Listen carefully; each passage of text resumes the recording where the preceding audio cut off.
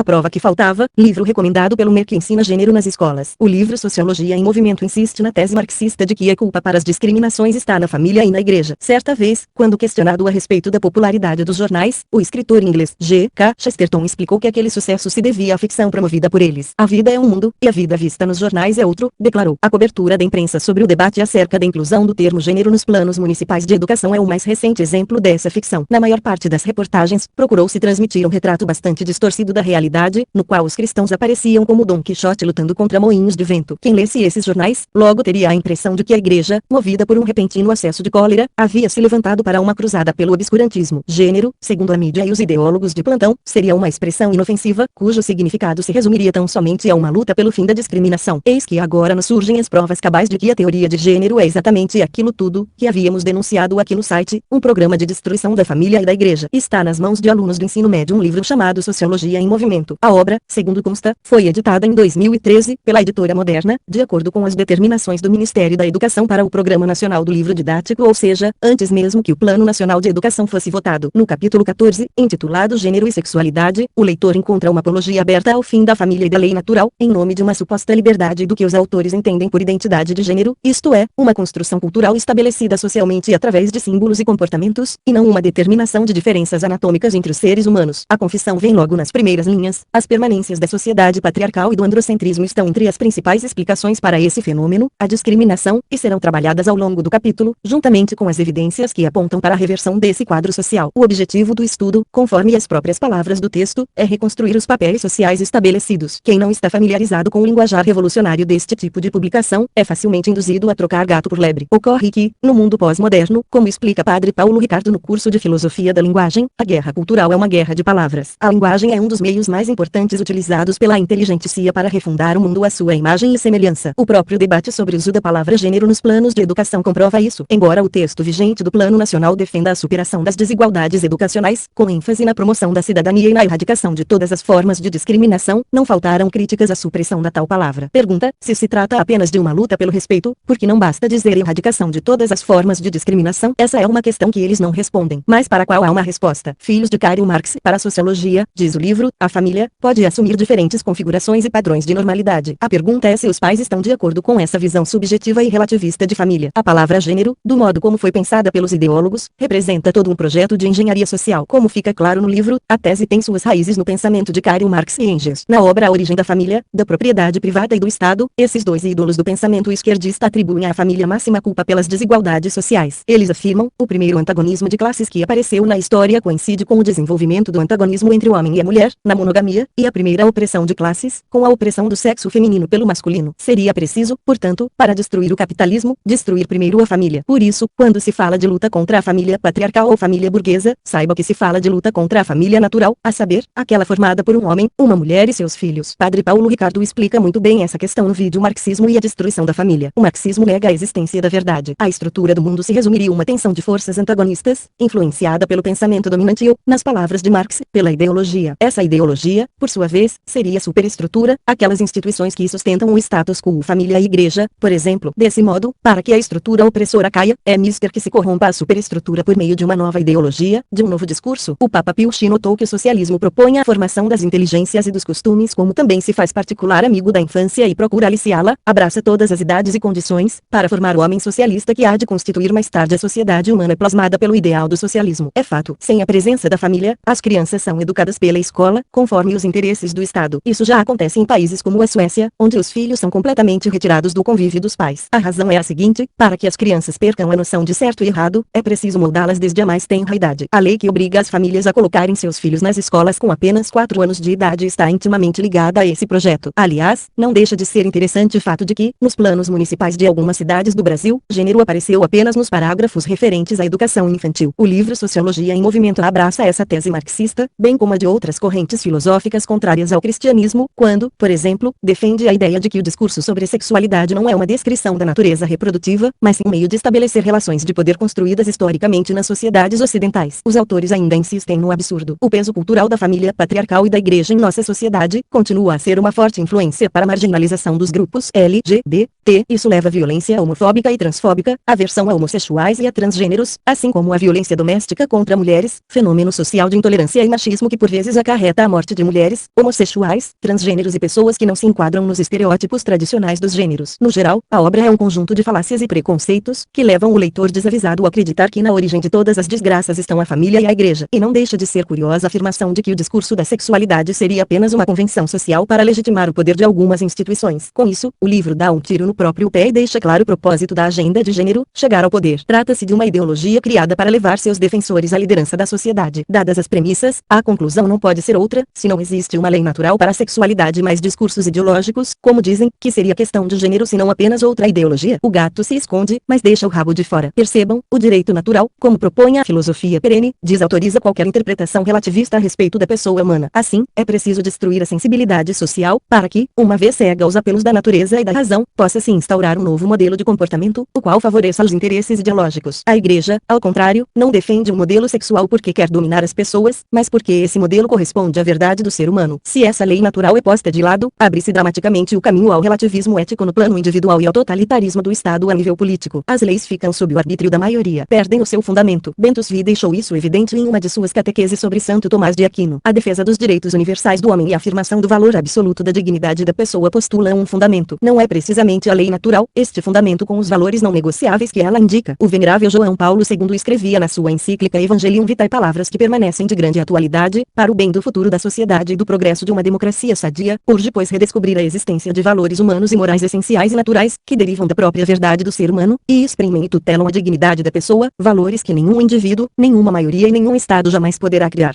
modificar ou destruir, mas apenas os deverá reconhecer, respeitar e promover. A mentira pseudocientífica. Uma enorme tolice acreditar que a liberdade virá com o fim da família e da igreja. Marx descreveu com eloquência, embora de forma bastante desonesta, as dificuldades enfrentadas pelos operários. Pregou a revolução para daí, supostamente, nascer um mundo melhor. Mas nada disse sobre o ordenamento desse mundo, o qual acabou se mostrando, na prática, bem distante da utopia libertadora. O saldo é de mais de 100 milhões de mortos. A esperança socialista é vazia e duvidosa, porque se fundamenta num erro crasso, o materialismo. Ela ignora que o homem permanece sempre homem, que sua liberdade permanece sempre liberdade, inclusive para o mal. Um arranjo econômico hipoteticamente superior não pode alterar essa realidade, já que o ser humano não é só o produto de condições econômicas nem se pode curá-lo apenas do exterior criando condições econômicas favoráveis. Do mesmo modo, a destruição da estrutura familiar natural, longe de trazer soluções autênticas, só causará mais violência. A experiência dos últimos anos, com tantas famílias em crise, tem provado isso de maneira inequívoca. Existe, sim, uma realidade chamada pecado. Ignorá-la dá lugar a graves erros no domínio da educação, da política, da ação social e dos costumes. É no seio da família, marcada pelas virtudes humanas e teologais, que essa tendência ao mal pode ser enfrentada com verdadeira eficácia. A agenda de gênero prega justamente o contrário, a pretexto de uma nova ordem mundial, exercida de maneira raivosa e delinquente, desmascarando a farsa. Nenhuma outra instituição no mundo fez mais pela dignidade da mulher que a família e a igreja. Sociólogos sérios, como o agnóstico Rodney Stark e tantos outros escondidos do público pela mídia e por muitas universidades, reconhecem que o cristianismo exerceu um papel fundamental na emancipação da mulher. Isso explica o grande número de conversões femininas, nos primeiros séculos. É significativa esta declaração de Stark. Em meio às denúncias atuais de que o cristianismo é patriarcal e sexista, facilmente se esquece de que a igreja primitiva era tão particularmente atraente para mulheres que no ano 370 o imperador Valentiniano emitiu uma ordem escrita ao Papa Damaso e, requerendo que os missionários cristãos parassem de visitar as casas de mulheres pagãs. Embora alguns autores clássicos afirmem que as mulheres eram presa fácil para qualquer superstição forânea, muitos reconhecem que o cristianismo era extraordinariamente atraente porque no interior da subcultura cristã as mulheres tinham um status mais elevado do que no mundo greco-romano em geral. O sociólogo explica que esse status elevado da mulher no cristianismo se devia, entre outras coisas, à visão humanista da religião cristã. Com a proibição ao aborto e ao infanticídio, por exemplo, a mulher deixou de ser vista como propriedade do marido, um objeto descartável, para converter-se em uma companheira, pela qual deveria dar a vida, como Cristo deu a vida pela igreja, conferir F5, 25. É no cristianismo medieval, sobretudo, que surge a figura das grandes rainhas católicas, cheias de virtudes para pastorear a grey. No paganismo, por outro lado, as mulheres eram vistas simplesmente como objetos de prazer do homem, os quais possuíam mesmo o direito de assassiná-las. É da pena de Santo Tomás de Aquino que provém uma das mais belas apologias da dignidade feminina já vistas. Era conveniente que a mulher fosse formada da costela do homem, ele escreve, para significar que entre o homem e a mulher deve haver uma união de sociedade, pois nem a mulher deve dominar o homem, e por isso não foi formada da cabeça, nem deve ser desprezada pelo homem, como se lhe fosse servilmente submetida, e por isso não foi formada dos pés. Fica evidente, por conseguinte, a falsidade da acusação feita por Marx, Michel Foucault e Cia. É no paganismo, na libertinagem sexual, na depravação moral que surge surgem as opressões contra as mulheres, os homossexuais e outros indivíduos não no cristianismo. E isso por uma razão óbvia: a libertinagem sexual transforma o ser humano em um ser descartável, em uma massinha de modelar. O comportamento violento dos jovens, como vimos na aula sobre a redução da maioridade penal, é resultado direto desse modelo de educação liberal, que os considera animais adestráveis. Um animal se comportará como um animal. Uma visão distorcida da realidade. O conceito de gênero, diz a obra, não se fundamenta em um princípio evolutivo, biológico ou morfológico, e sim em uma construção social. Disto a ensinar às crianças que elas devem construir a própria identidade de gênero é um passo. O principal problema dessa questão é de cunho humanístico. A teoria de gênero defende uma visão de pessoa humana profundamente equivocada, segundo a qual o ser humano seria determinado apenas pelo ego e pela vontade. O corpo nada tem a dizer nessa história. Trata-se apenas de um instrumento para a satisfação das vontades. Assim, pode-se admitir todo tipo de união sexual, desde que exista o desejo e o consentimento para tal. O homem fica reduzido às suas paixões. Os frutos de uma loucura como essa são colhidos dentro do próprio movimento homossexual, como no caso escandaloso dos clubes do carimbo, que tem espalhado de propósito o vírus do HIV entre os homossexuais. O prazer é a justificativa. Se a lei apoia a libertinagem como um direito inalienável, nem a igreja nem a sociedade em seu conjunto deveriam surpreender-se se depois também outras opiniões e práticas distorcidas ganham terreno e se aumentam os comportamentos irracionais e violentos. Acusar a igreja e a família de fomentarem a violência é de uma insanidade inominável. A castidade que a igreja pede aos homossexuais é a mesma pedida aos heterossexuais. Não há nada de homofóbico. Norteados pela regra da caridade fraterna, o que a igreja e a família têm por princípio são estas palavras de São Bento: tolerem pacientissimamente as suas fraquezas, físicas ou morais, rivalizem e prestar mútua obediência, ninguém procure o que julga útil para si, mas sobretudo o que é para o outro. Já está mais do que na cara o que realmente gera a violência contra as mulheres e os homossexuais. Aliás, vale a pena conferir este artigo, publicado recentemente no site, a respeito das origens sexistas e racistas da teoria de gênero. A resposta necessária. O livro Sociologia em Movimento, nas mãos de alunos do ensino médio mesmo depois da aprovação do Plano Nacional da Educação sem referência a gênero, é um insulto à Constituição, à verdade dos fatos e ao bom senso. Mas, trata-se de uma ação orquestrada contra a família e a igreja, que merece nosso imediato repúdio. Os pais devem, com todo direito, unir-se em associações e pedir a retirada desse material das bibliotecas de nossas escolas, além de verificar as outras apostilas de seus filhos. É bem possível que o ninho da serpente esteja escondido lá. Estejamos atentos. Por equipe Cristo Nil Praiponeri.